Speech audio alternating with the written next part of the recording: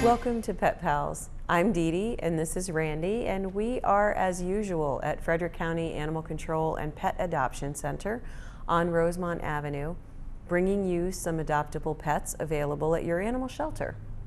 And our first guest is a beautiful black cat that is, we're calling him Scout. He came to us as a stray and he is a 1.5 years old.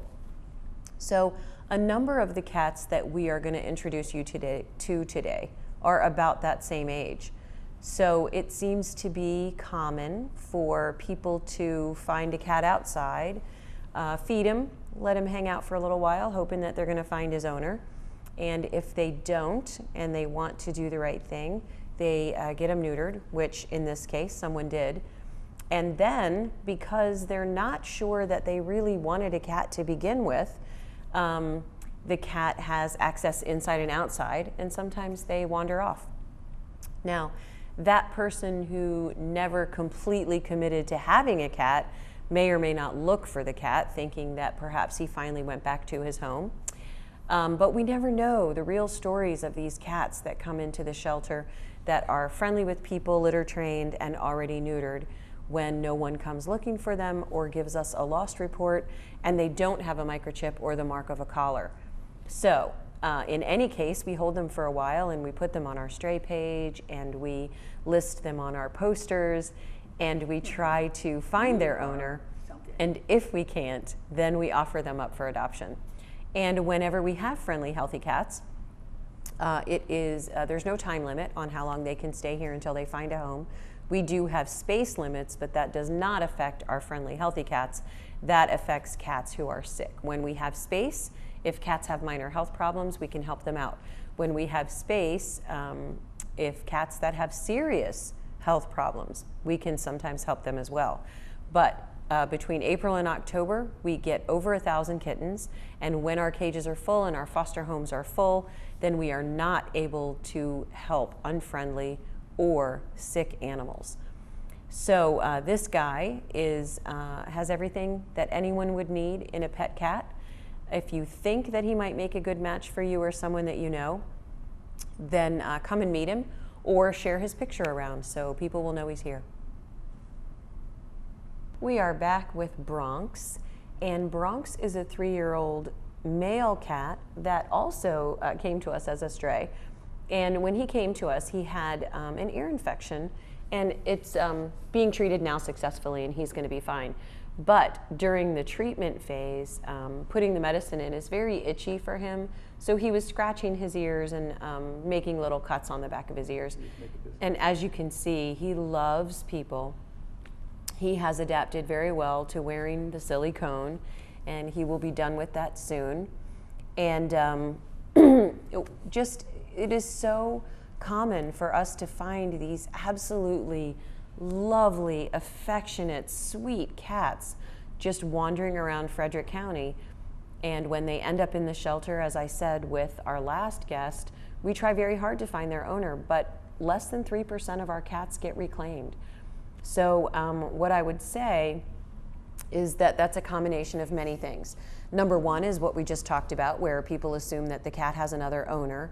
Number two is that cats are not confined inside the house so they can get lost. And number three is when people haven't seen their cat in a couple of hours, they're not likely to call animal control and make a report, which I think is a mistake. When people are missing their dogs for a couple hours, they are quick to call, send us a picture, and they stay on top of that. And so dogs, 70% of our dogs get reclaimed. So if you have a cat, what I would ask you to do is figure out a way to put identification on your cat, whether it is a breakaway collar, whether it is a microchip, whether it is a tattoo. People still tattoo animals. It has to be done with sedation, so there is some commitment on your part to get that done with the help of your veterinarian. But one of the problems with tattoos is that on cats, tattoos can be on their belly, they can be on the inside thigh. Cats are so furry that sometimes tattoos go unnoticed. So it is not as reliable as a breakaway collar with a tag. And if you're worried about the tag catching on something and the breakaway collar isn't secure enough for you, then you should just get a breakaway collar that's a plain color and take a Sharpie and write your phone number on it. This is going to be a real challenge for us to continue to find out where these cats belong, because you can't see his face, but he is, he's wrapped around Randy's leg. He is a friendly, people-oriented cat, and he belongs to someone. But barring being able to find that person, we are putting him up for adoption to a new home, and he's going to make somebody really happy. He's a great cat, very appreciative of us taking care of his ear infection, and to him, happy to be here in the hotel temporarily, but he definitely will benefit from having everything that cats should have, his own people and his, oh, look at this. This is a great cat. So if you think that Bronx would make a good match for you or someone that you know, then please let us know, and we will try to get him into a home before kitten season, when we are going to be packed, cages full, all of them. This is my favorite. Our next guest is Laces, and Laces was adopted from here and is back because his adoptive owner met someone who is allergic to cats. And there are many of us who might say, without the situation before us, that if I were single and I had a cat and I met someone who was allergic to cats, then I wouldn't be able to date them for the sake of my cat. But I think if anyone is actually in the situation, that you have to make decisions about your life. Laces was adopted from here. We have a contract with the owner that says that if for any reason you cannot keep your pet, please let us know. We'd rather have them back and find a new home for them than have you give them away without our screening process.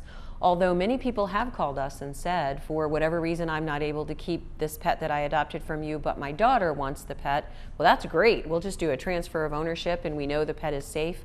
The only thing we're trying to avoid is flipping pets on Craigslist without screening.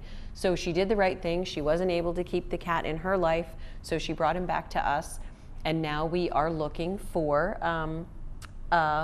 a new home for Laces. And I have never met a cat named Laces. I actually love the name.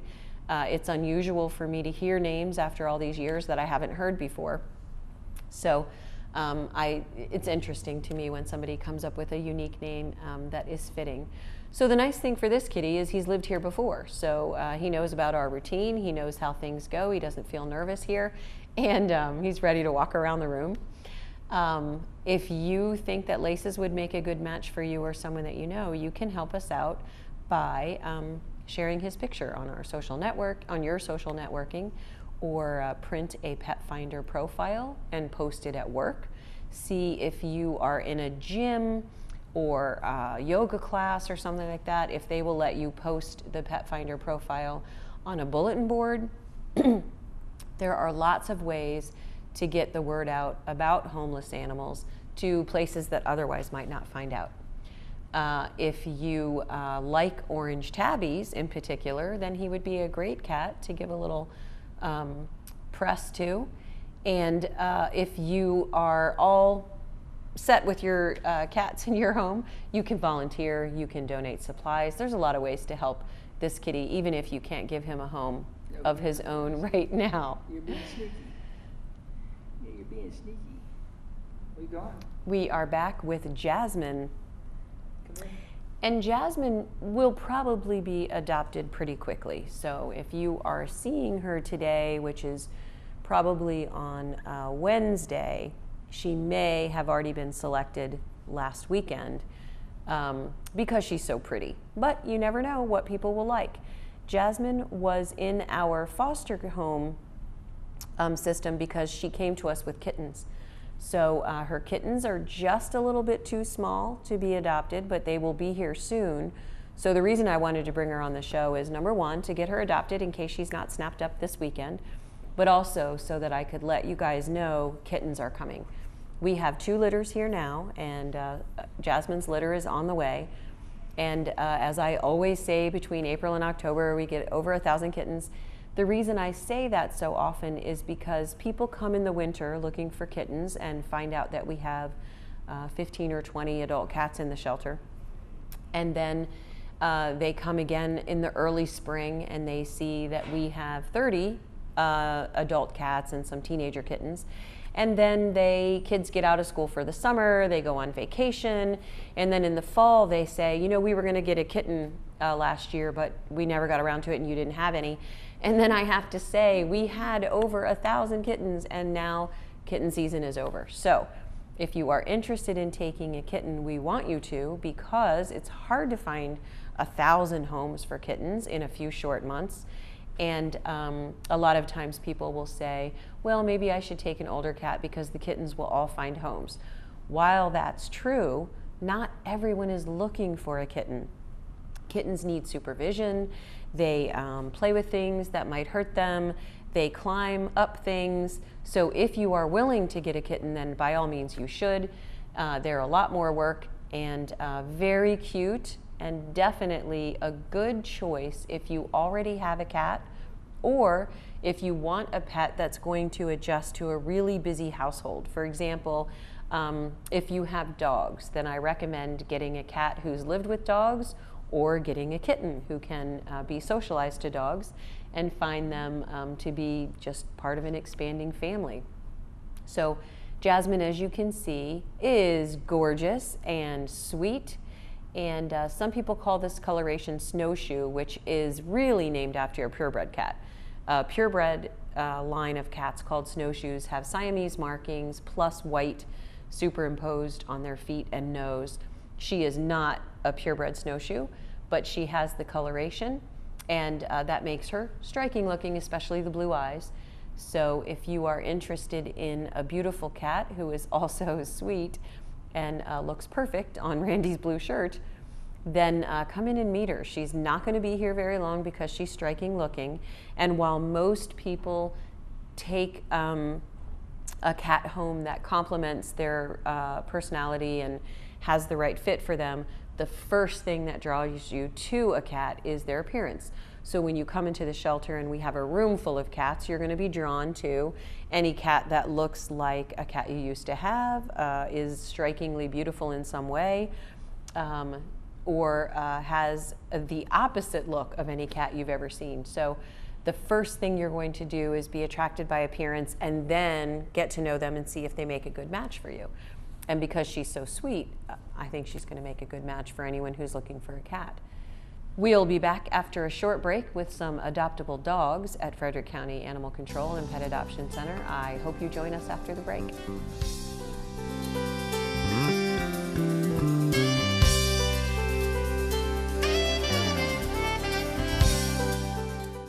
So, I got this new family, and I don't know what it is about this one, but she can't seem to put down that toy.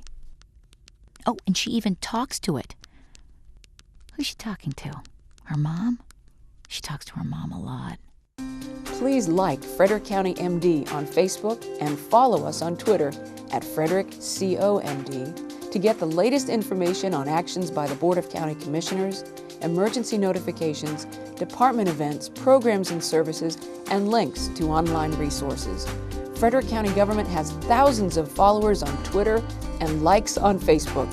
In addition to the county website at www.frederickcountymd.gov and FCG-TV, cable channel 19, social media is one more way we keep our citizens and visitors informed and involved in the actions of Frederick County government.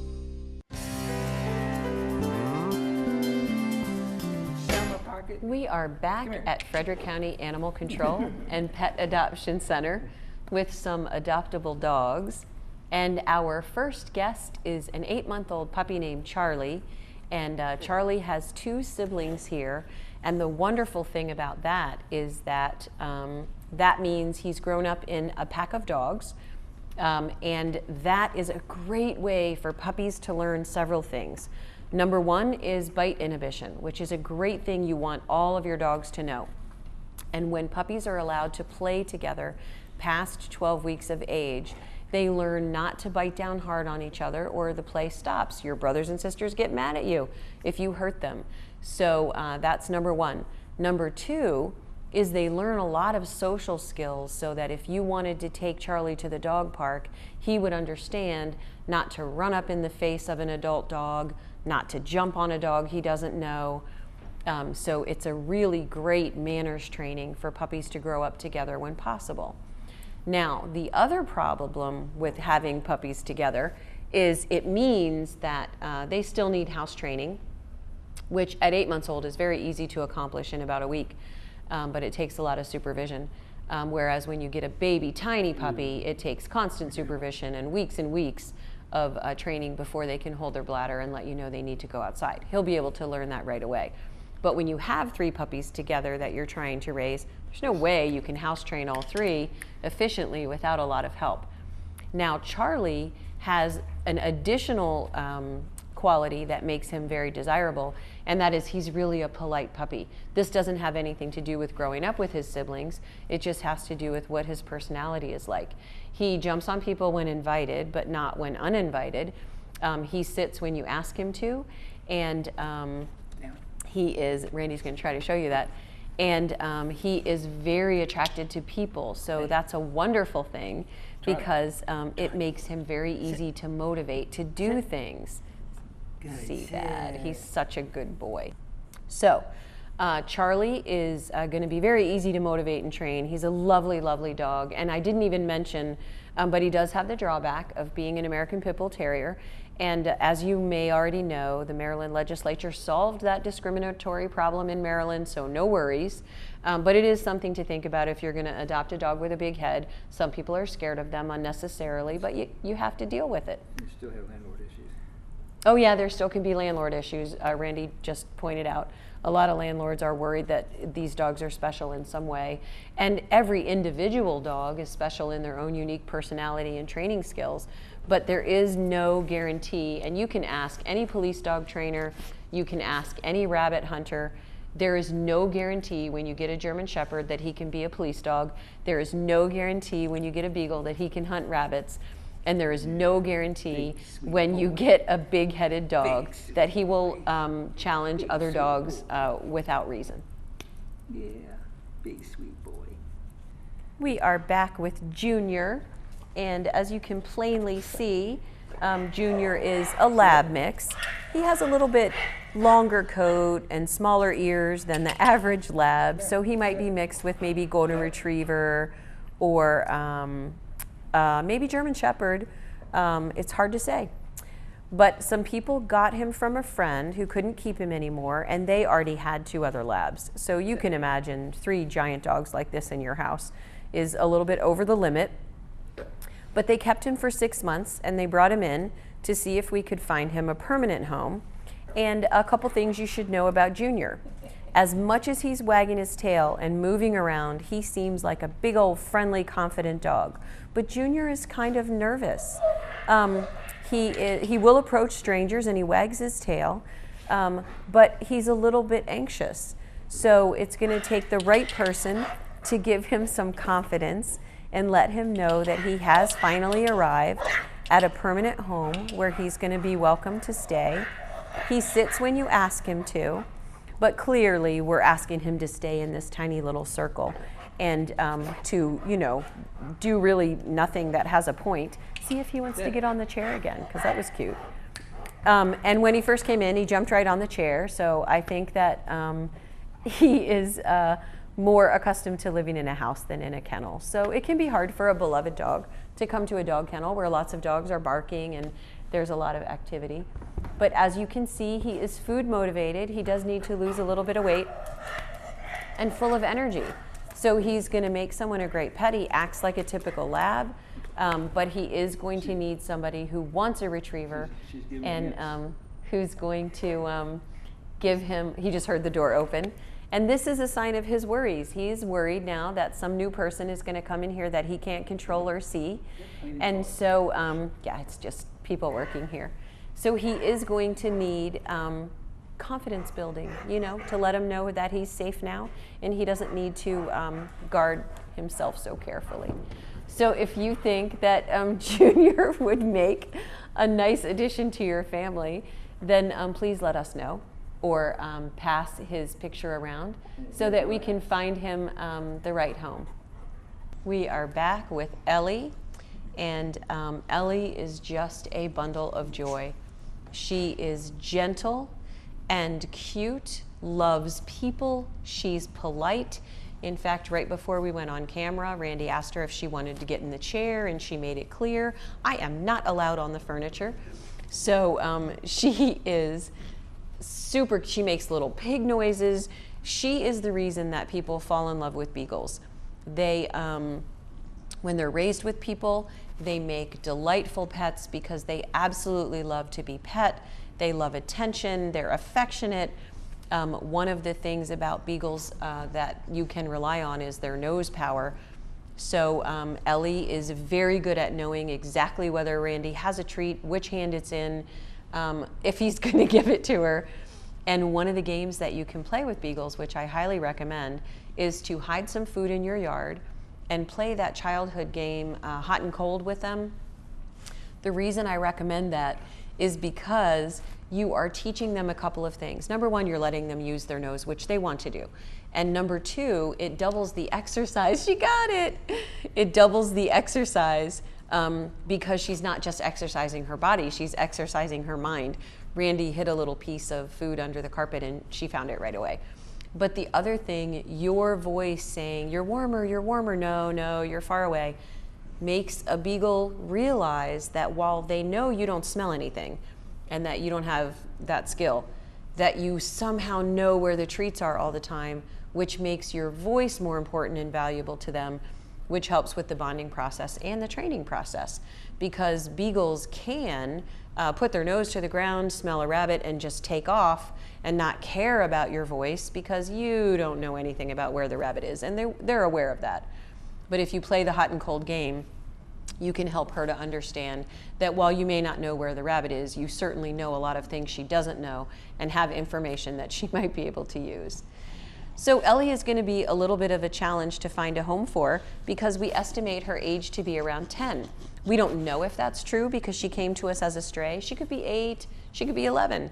But beagles are relatively long-lived as breeds of dogs go, and she's in great shape. She has a shiny plush coat. She doesn't seem to be suffering from arthritis. She can see, she can hear, so she is going to give somebody, you know, all the time she has left completely dedicated and loving because she is precious. We are back with Dash, and Dash is a beagle-ish, pretty close to purebred beagle that we found as a stray, and he is about 1.5 years old, our best guest. Now, this is the best way that I can sell Ellie to you, and it's not really fair to Dash. But look how polite and gentle and sweet and thoughtful Ellie was. And Dash is energetic and friendly and active. So there's a definite advantage to getting a 10-year-old beagle as opposed to 1.5-year-old beagle. However, if you do want to make sure that you can have a dog for 10 to 15 years and have a good chance of that happening, then getting a young boy like Dash is exactly what you should do. Dash is going to be able to learn all of the things you need him to learn and be doing them for years. So, of course, now Randy has made him seem perfectly sweet and wonderful by petting him, which is something you would want to know. When Dash came in here, he was jumping from Randy to me, from the chair to the carpet. Look what someone's hands can do for him. He likes to be petted. He wants more of it. And this is one of the things that we often encourage people to do when they come to look at dogs is we actually force you to take them out of the cage and spend some time with them to see if you click. But while you're doing that, some of the things that you should do are touch the dog in different ways, see how he responds to it, see what happens when you stop. Does he want more? Does he move away? There are a lot of things that you can find out by spending a minute or two with a dog that you might be considering adopting. Now, one of the things that people often say is that they want to get a short-haired dog because they don't shed as much. Not true. So all dogs shed, and even curly-haired dogs. It's just a matter of whether you want them to. You could take a wet wash rag, run it over him 2 or 3 times a week, and just all of the hair would come out, and he would be very easy to take care of his coat. However, if you're not going to do that, then you might want to get a curly-haired dog, because you have to actually brush the hair out of their coat on purpose or have a groomer do it. And so that gives you a different kind of grooming responsibility. And double-coated dogs don't shed all year, but twice a year their entire undercoat comes out. So it really depends on what you want your dog maintenance to be like. And beagles are very easy to care for because a wet wash rag is all you need to do to take care of their coat. We are back with Betty. And Betty is a very special adoption at Frederick County Animal Control. She was found as a stray by a wonderful lady who, bless her heart, she was on her way to work. She sees Betty outside wandering in traffic. She scoops her up. She puts her in her house, in her office with a bowl of water, and trusts her to go to work and get everything settled there and come back. And she said that Betty is house trained, gentle. The woman has another dog. She didn't let them be alone together, but they met and got along great. Then she brought Betty here because, of course, she figured her owner would be frantically looking for her. And unfortunately, we didn't find her owner. So through some very wonderful people that help the animal shelter, we were able to get Betty medically evaluated and have some lumps and bumps removed from her back and get her spayed so that she can get a new home. We estimate that she's a pretty senior dog. We're never going to know her age for sure, but the vet has given her check over and removed the concerning lumps and bumps.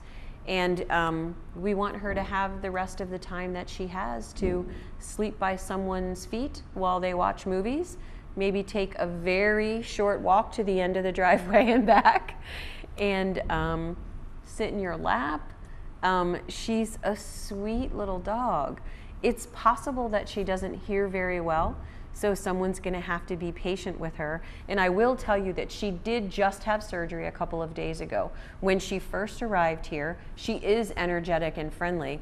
It's just that she's sore from her stitches on the back of her hip, and also she's really tired from everything that she's been through.